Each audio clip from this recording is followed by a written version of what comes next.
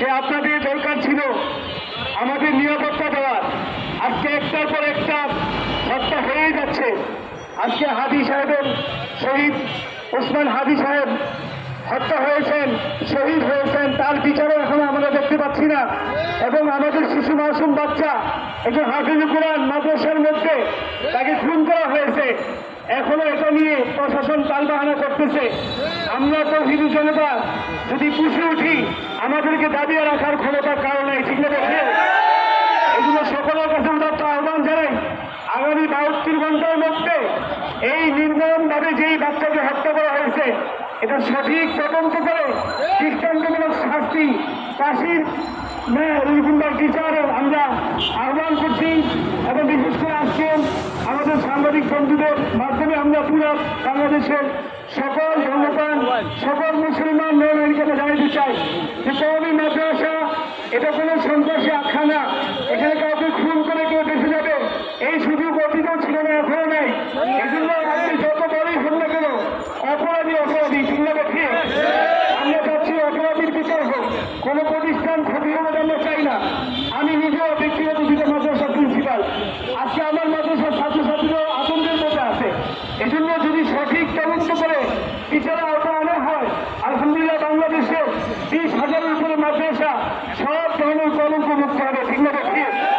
এর জন্য আমি আহ্বান জানাই, বিশেষ করে আমাদের বাংলাদেশের কওমি মাদ্রাসা ধরনের যে দায়িত্বশীল আছেন ও বাংলাদেশ হেফাজুল মাদ্রাসাতুল আরাবিয়া হাইয়াতুল আউলিয়ার মুরব্বিরা আছেন, আপনাদের কাছে আমি একটা আহ্বান জানাই, এই যে আজকে কেন আমরা প্রেস ক্লাবের মধ্যে এখানে সাংবাদিক সম্মেলন করব, আপনাদের দরকার ছিল আমাদের বাচ্চা শহীদ হয়েছে, খুন হয়েছে, এটা সঠিক তদন্ত করে বিচারের মুখোমুখি করা, ঠিক না ঠিক।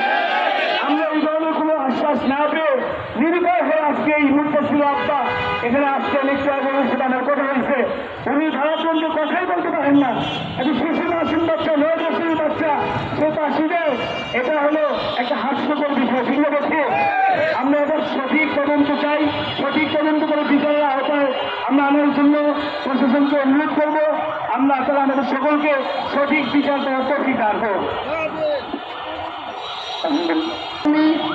মানবিক হৃদয়রা মানুষরা আসসালামু আলাইকুম রহমতুল্লাহ বারাকাতুহু।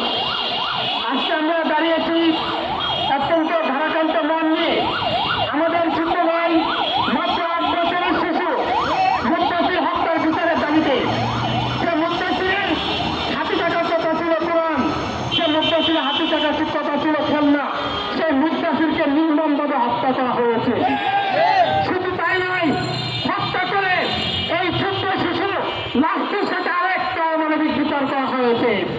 এই হত্যা করে বলা হয়েছে এটা হত্যা করা হয়নি, শিশু মুত্তাসির নাকি ফাঁসি দিয়ে হত্যা করেছে।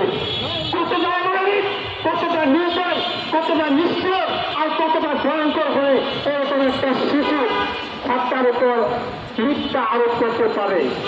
সাংবাদিক বন্ধুগণ, আপনাদের মাধ্যমে আমরা জানাতে চাই, ইন্ডিয়ান গভর্নমেন্টকে জানাতে চাই, আজকে আমার মুত্তাসির ভাইকে হত্যা করা হয়েছে, 5 দিন হয়ে গেছে, এখন পর্যন্ত খুনিরা গ্রেপ্তার হয়নি কেন?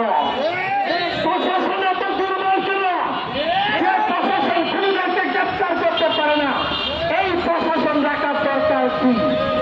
যে প্রশাসন আমার গায়ে নিরাপত্তা দিতে পারে না, সেই প্রশাসনকে পদত্যাগ করতে হবে। আমি চট্টগ্রাম থানা পুলিশদেরকে বলে দিতে চাই, আপনারা হত্যার পরে খুনিদেরকে কেন গ্রেপ্তার করলেন না? আপনারা কি তাদের কাছ থেকে ঘুষ পেয়েছেন কিনা আমরা সন্দেহ পোষণ করছি।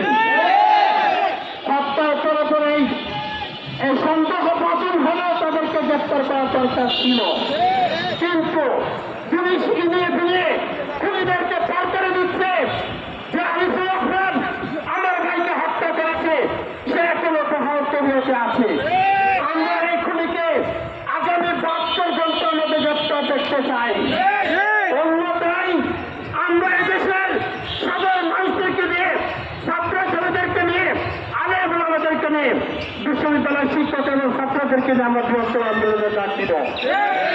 আগামী 72 ঘন্টার মধ্যে অবশ্যই খুনিদেরকে গ্রেপ্তার করতে হবে এবং দৃষ্টান্তমূলক শাস্তির ব্যবস্থা করতে হবে।